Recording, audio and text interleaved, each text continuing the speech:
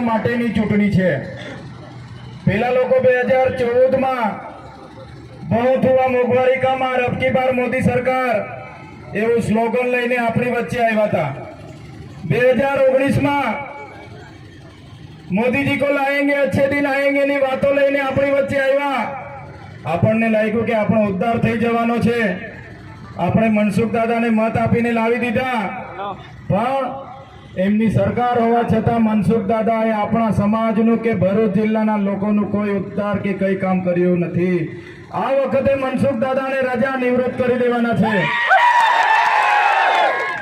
ત્યારે આ વખતે ફરી ભાજપ વાળા અબકી બાર 400 પાર, અબકી બાર 400 પાર, અબકી બાર 400 પાર આવે છે ને બધા, પણ લોકો એવું કહે છે અબકી બાર ભાજપ કી હાર, અબકી બાર ભાજપ કી હાર।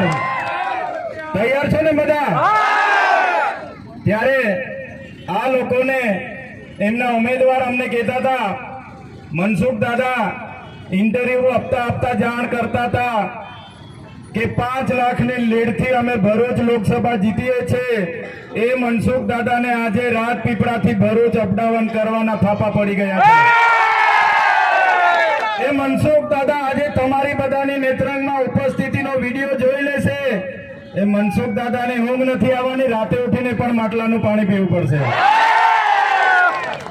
હવે ઉંમર થઈ ગઈ ભાઈ, આરામ કરો, અમારા જેવા યુવાનને લડવા તો તક આપો। સાચી વાત છે ને?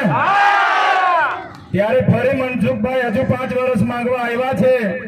30 વર્ષમાં તો કંઈ કર્યું નથી, એટલે હવે મનસુખ દાદાને આપણે રજા આપવાની છે અને તમારી સામે યુવાનોની ફોજ ઊભી છે। આ યુવાનોને એક તક તમારે આપવાનો છે। તૈયાર છો?